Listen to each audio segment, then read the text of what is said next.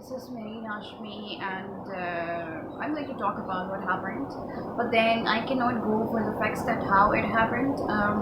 I was 3 years old and I was, raped. And he had oral sex with me when I was only 3 years old, and he was our family friend. My mother was not very keen with caring about me or protecting me. She was the abusive one in my story. So she is the root of all the troubles and whatever has been happening to me. So it happened in a way that he took me to an under construction area, and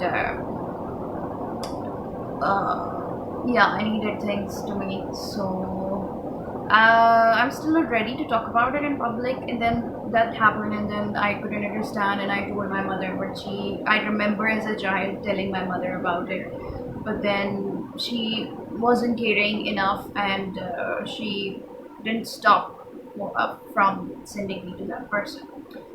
After that, it happened when my older brother, was 5 years older than me, and I was 9 by that time. So he molested me in so many ways. They made me play the game, and my mother was also part of it. That came to my realization when I turned older, and as an adult, I realized that she was also part of it, and she scolded me for not playing because I had this feeling that something is wrong and something is not right what's happening. He used to touch me, make me touch him as well. And then after that, I mean, a little bit here and there grouping keeps on happening. I moved out when I was 24, and I live in Karachi, Pakistan, and I belong to a Muslim family. But then everything was very conservative, and I was the only girl who was living alone. Very few girls do that. It's very rare here. So it was not common in my friend circle, and every other guy I knew was trying to get into my pants that time. So he was my friend's fiance, and he was dropping me from a get together. He was being very nice, and I was, surprised at why is he being nice to me. And then when he dropped me, he asked me if he can use the washroom, and I said out of courtesy, yes, you can. And he came to my bathroom. I was sharing my apartment, so I had to take him in my room. There were only two bathrooms, and another one was in my roommate's room. So that's what he did. And after that happened, I was 24 years old. So that kept on happening, and even it happened. A bit happened. This year as well. A very old friend. He was like a father figure to me. He is in his 50s, and I trusted him a lot, and we hung out a lot. And I collapsed because of my struggles with developmental trauma and my anxiety disorders. I have all of that because of all of that abuse has happened. And he took it as an advantage. I don't allow men in my apartment most a lot.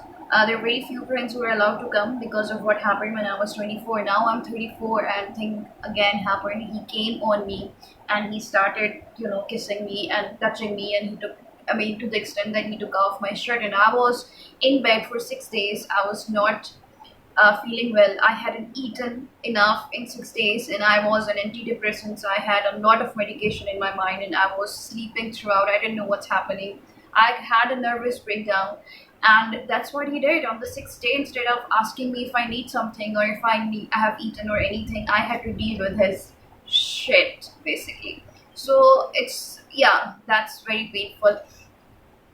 How I felt, it's very painful. When it happened when I was a child, I thought it's my fault, and I was told by my mother that it's my fault and I'm something very dirty, that things keep on happening with me.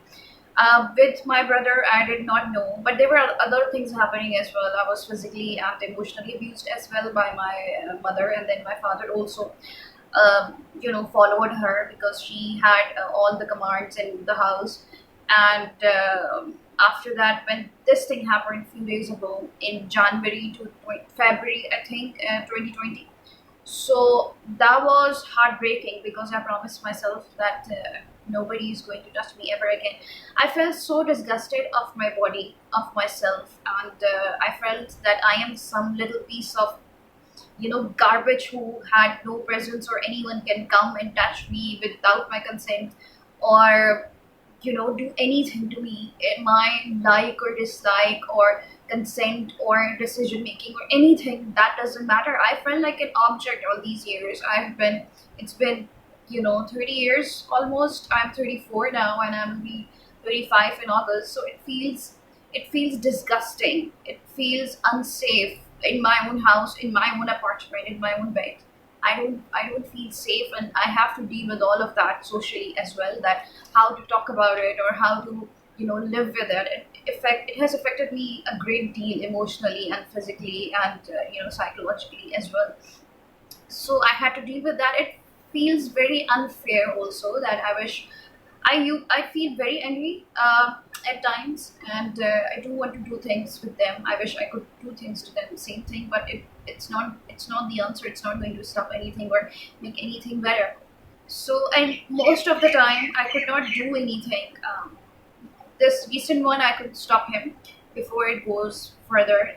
I mean, it would go further, but otherwise, I had this defense mechanism of freezing. So, if if something like that happens, I would freeze. I wouldn't do anything, or I would just go for, some solution for it, or scream, or I can't even, my voice also stops. But I worked on my patterns of freezing, because there are three defense mechanisms. Freeze, flight, and fright. Fright and fight.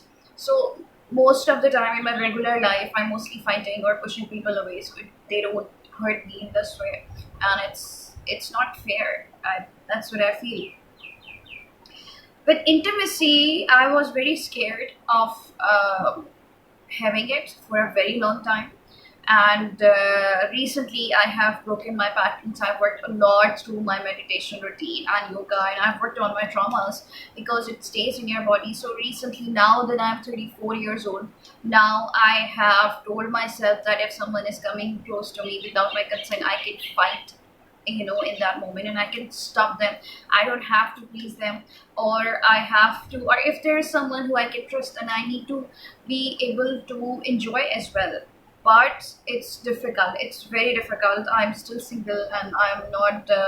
I've had dated good men as well, but once I dated, my boyfriend was gay, and I couldn't know for 2 years, because I was enjoying with him. He was not interested in me. He was emotionally abusive. He was exactly the way my father has treated me, and there were a lot of things that was difficult, and he was not understanding a lot of things about me.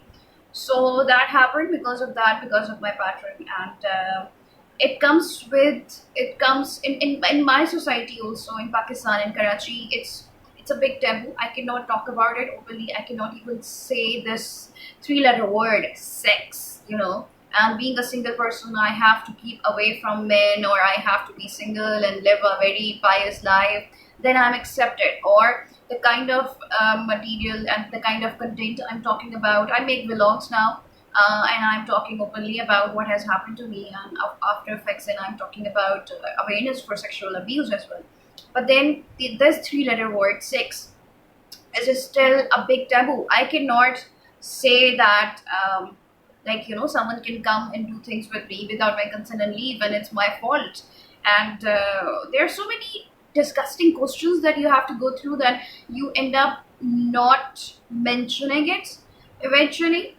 And otherwise, I can't say that, oh, I had sex with this guy or something like that. I can't do that. It's totally out of the question. Actually, I can't even display my work as an artist about sexual abuse in Pakistan. So there are a lot of things that we have to go through. There are a lot of restrictions as well, and of course, I have to be safe first of all. I mean, there are security issues as well. I don't know what is going to happen when this goes online, or after the documentary. So I believe that everybody all should know. I have known men also, and women also, and children also have been through this abuse, this filthy, disgusting sin of others.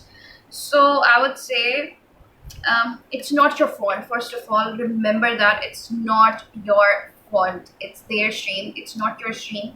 And if something happens, I couldn't say much. Of course, there are not many, places or options for reporting it, because it makes an ugly battle, and then it ruins your whole life. So I couldn't do that.